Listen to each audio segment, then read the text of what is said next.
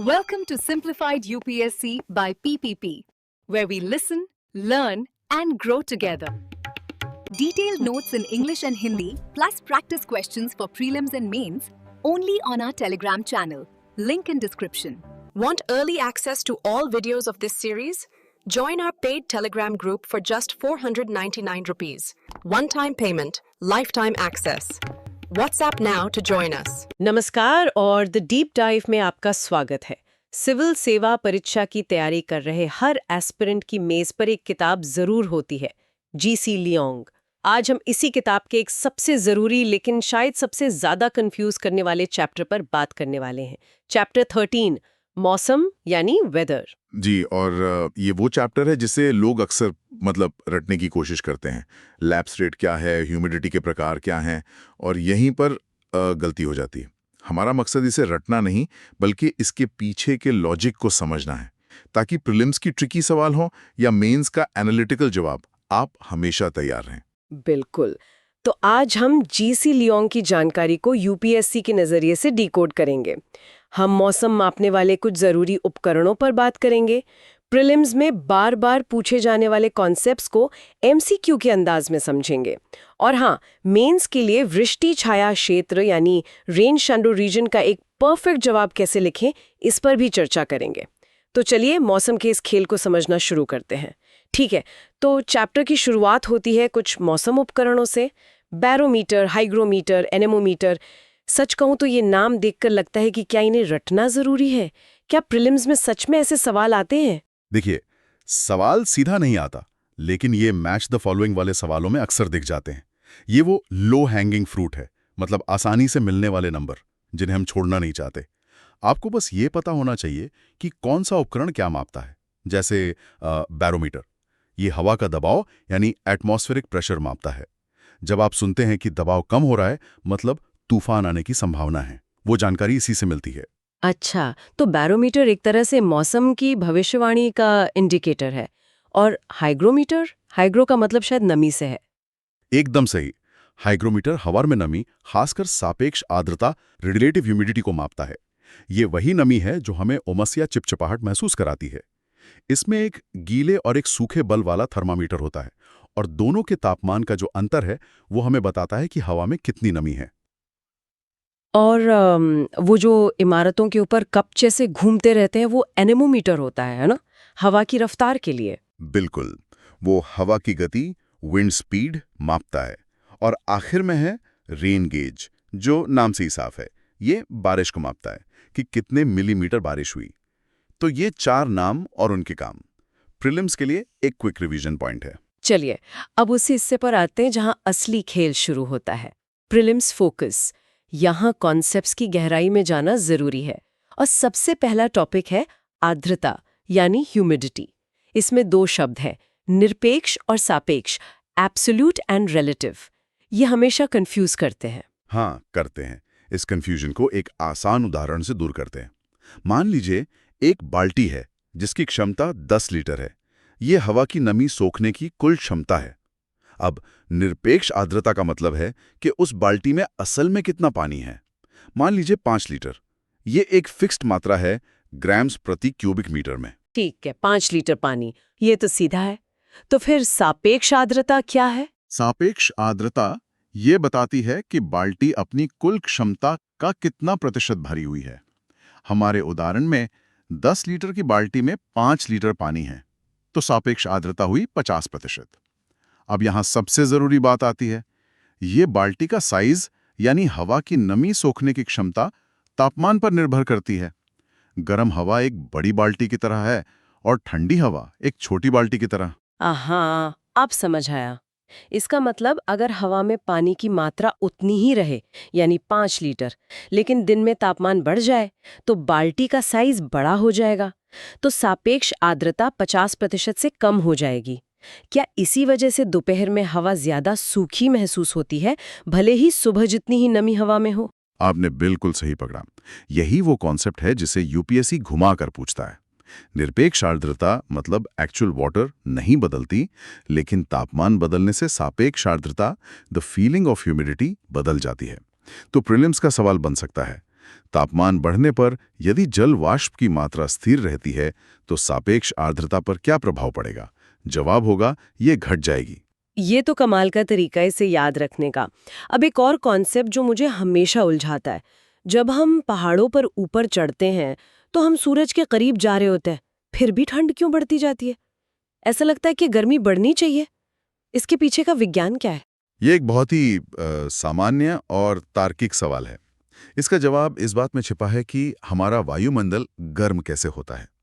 वायुमंडल सीधे सूरज की किरणों से गर्मी नहीं लेता। सूरज की शॉर्टवेव रेडिएशन जमीन तक आती है, जमीन उसे सोखकर गर्म हो जाती है और फिर जमीन लंबी तरंगों के रूप में, मतलब लॉन्ग वेव टेरेस्ट्रियल रेडिएशन के रूप में गर्मी छोड़ती है। हमारा वायुमंडल नीचे से, जमीन से निकलने वाली इस गर्मी से गर्म होता है। अच्छा, तो ये एक रेडिएटर या हीटर की तरह है। हम जितना हीटर से दूर जाएंगे उतनी ही ठंड लगेगी। जमीन हमारा हीटर है। बहुत बढ़िया एनालॉजी है। जमीनी हमारा रेडिएटर है और जैसे जैसे हम इस रेडिएटर से ऊपर जाते हैं तापमान गिरता जाता है। इसी गिरावट की दर को सामान्य ह्रास दर, नॉर्मल लैप्स रेट कहते हैं। जीसी लियोंग के मुताबिक ये दर हर 1000 मीटर पर लगभग 6.5 डिग्री सेल्सियस होती है। लेकिन मैंने सुना है कि कभी-कभी ये नियम उल्टा भी हो जाता है, जिसे तापमान व्युत्क्रमण या टेम्परेचर इन्वर्जन कहते हैं। हाँ, और ये खासकर सर्दियों की शांत रातों में होता है और घाटी वाले इलाकों में। होता क्या है कि रात में जमीन तेजी से ठंडी होती है, ठंडी हवा भारी होती है, इसलिए वो पहाड़ों के ढलानों से लुढ़ककर नीचे घाटी में जमा हो जाती है और उसके ऊपर गर्म हवा की एक परत बन जाती है। तो आप घाटी में खड़े हैं तो ज्यादा ठंड लगेगी और थोड़ा ऊपर पहाड़ पे चढ़ जाएं तो गर्मी महसूस होगी। तो दिल्ली में सर्दियों की सुबह जो धुंध और स्मॉग की एक मोटी परत दिखती है, क्या उसका इससे कोई लेना देना है? सीधा लेना देना है। इस व्युत्क्रमण की वजह से ठंडी हवा नीचे फंस जाती है और ऊपर नहीं उठ पाती। इसी फंसी हुई हवा में प्रदूषक पॉल्यूटेंट्स भी फंस जाते हैं और स्मॉग की एक मोटी चादर बन जाती है जो कई दिनों तक नहीं हटती। देखिए कैसे भूगोल का एक कॉन्सेप्ट सीधे हमारे पर्यावरण और स्वास्थ्य से जुड़ा है। वाह। अब आते हैं बारिश पर। बारिश तो बारिश होती है, लेकिन जीसी लियोंग में इसके 3 प्रकार बताए गए हैं। ये प्रकार क्यों महत्वपूर्ण है?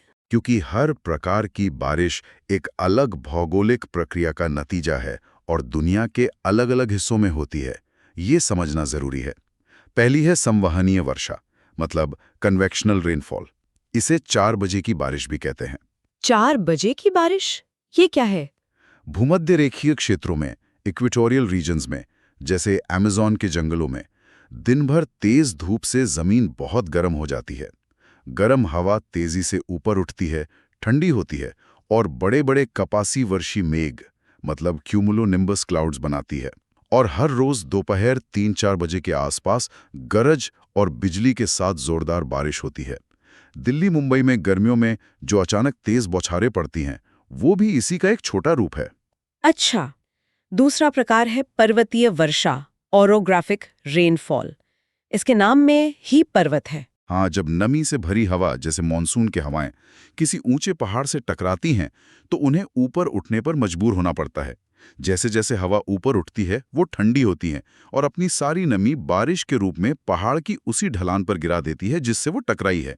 इसे पवनमुखी ढाल, विंडवर्ड साइड कहते हैं। भारत में इसका सबसे अच्छा उदाहरण पश्चिमी घाट है ना? जहां मुंबई में बाढ़ आ जाती है, लेकिन पहाड़ के दूसरी तरफ सूखा रहता है। बिल्कुल सही। और यही हमें हमारे मेंस के टॉपिक की ओर ले जाता है। लेकिन उससे पहले तीसरी और आखिरी है चक्रवाती या वाताग्र वर्षा, साइक्लोनिक या फ्रंटल रेनफॉल। ये तब होती है जब 2 अलग अलग स्वभाव की हवाएं, एक गर्म और एक ठंडी, मिलती हैं।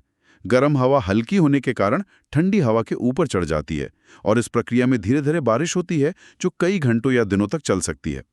हमारे यहाँ सर्दियों में जो पश्चिमी विक्षोभ, वेस्टर्न डिस्टर्बेंसेस से बारिश होती है, वो इसी का उदाहरण है। ठीक है, तो अब प्रीलिम्स के इन कॉन्सेप्ट्स को जोड़कर मेंस के एक बहुत ही पसंदीदा सवाल पर आते हैं। वृष्टि छाया क्षेत्र यानी रेन शैडो रीजन का निर्माण कैसे होता है? अगर मुझे इस पे 150 शब्दों का एक प्रभावी उत्तर लिखना हो तो उसकी संरचना क्या होनी चाहिए? एक बेहतरीन उत्तर के लिए आपको 4 बातें लिखनी है और एक चीज बनानी है। सबसे पहले अपने उत्तर की शुरुआत करें ये बताकर कि वृष्टि छाया क्षेत्र पर्वतीय वर्षा, ओरोग्राफिक रेनफॉल से जुड़ी एक घटना है। यह एग्जामिनर को बताता है कि आपका कॉन्सेप्ट क्लियर है। ठीक है, संदर्भ सेट हो गया। दूसरा कदम? दूसरा, पवनमुखी ढाल पर विंडवर्ड स्लोप पर क्या होता है उसे समझाएं। यहाँ आपको कुछ कीवर्ड्स इस्तेमाल करने हैं, जैसे नमी से भरी हवा, ऊपर उठना, ठंडी होना, संघनन और भारी वर्षा। और फिर सिक्के का दूसरा पहलू, जब हवा पहाड़ के पार उतरती है। एग्जैक्टली, ये तीसरा पॉइंट है। पवन विमुखी ढाल, लीवर्ड स्लोप पर क्या होता है। यहाँ कीवर्ड्स हैं, हवा नीचे उतरती है, हवा दबती है और गर्म होती है, सापेक्ष आर्द्रता घट जाती है और नतीजतन बहुत कम या कोई वर्षा नहीं होती। यही सूखा क्षेत्र, वृष्टि छाया क्षेत्र कहलाता है। तो ये 4 पॉइंट हो गए: परिभाषा, पवनमुखी प्रक्रिया, पवन विमुखी प्रक्रिया और उदाहरण। आपने कहा था एक चीज बनानी भी है। हाँ, और वो है एक साधारण सा चित्र, एक डायग्राम। एक पहाड़ बनाएं, एक तरफ से हवा आती हुई दिखाएं, उस तरफ बादल और बारिश दिखाएं और उसे विंडवर्ड साइड लेबल करें। दूसरी तरफ हवा को नीचे उतरते हुए दिखाएं, सूरज बनाएं और उस सूखे इलाके को levered side rain shadow reason label करें। यह एक चित्र आपके 50 शब्दों के बराबर का काम करेगा और आपके उत्तर को दूसरों से अलग बनाएगा। महाबलेश्वर और पुणे का उदाहरण देना यहाँ सोने पर सुहागा होगा। ये तो एक परफेक्ट आंसर का खाका है। और अब बारी है हमारी खास पीपीपी इनसाइट की। एक ऐसा सवाल जो हमारी रोजमर्रा की जिंदगी से जुड़ा है, पर जिसका जवाब जीसी लियोंग में छिपा है। सवाल है, बादल वाली रातें साफ रातों की तुलना में गर्म क्यों होती हैं? मैंने कैंपिंग के दौरान ये महसूस किया है। जब आसमान में तारे साफ दिखते हैं तो रात बहुत ठंडी हो जाती है। इसका जवाब पृथ्वी के हीट बजट यानी ऊष्मा संतुलन में है। दिन में सूरज से आने वाली ऊर्जा से पृथ्वी गर्म होती है। रात में जब सूरज नहीं होता तो पृथ्वी इसी गर्मी को वापस अंतरिक्ष में भेजना शुरू कर देती है। इसे पार्थिव विकिरण, टेरेस्ट्रियल रेडिएशन कहते हैं। ठीक है, तो जमीन रात में ठंडी हो रही है क्योंकि वो अपनी गर्मी छोड़ रही है। हाँ, अब जब रात में आसमान बिल्कुल साफ होता है तो ये गर्मी बिना किसी रुकावट के सीधे अंतरिक्ष में चली जाती है। जमीन बहुत तेजी से ठंडी हो जाती है। रेगिस्तान में यही होता है। लेकिन जब बादल होते हैं तो वो इस गर्मी को रोक लेते हैं, एक कंबल की तरह। बिल्कुल सही शब्द। बादल एक मोटे कंबल की तरह काम करते हैं। वे पृथ्वी से निकलने वाली इस गर्मी को रोक लेते हैं और उसे वापस जमीन की ओर परावर्तित, रिफ्लेक्ट कर देते हैं। इससे गर्मी हमारे वायुमंडल के निचले हिस्से में ही फंसी रह जाती है और बाहर नहीं जा पाती। नतीजा ये होता है कि रात गर्म महसूस होती है। अरे वाह!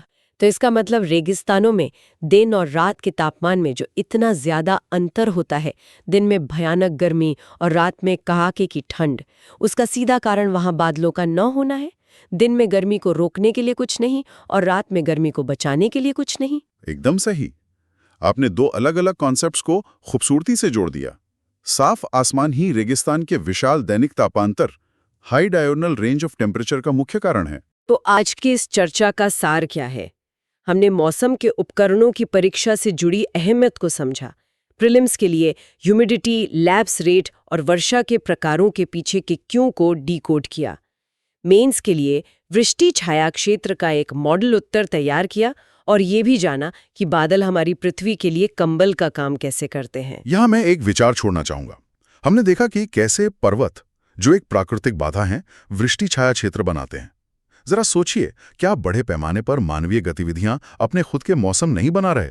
एक बड़ा शहर जो कंक्रीट का जंगल है, एक शहरी हीट आइलैंड बन जाता है।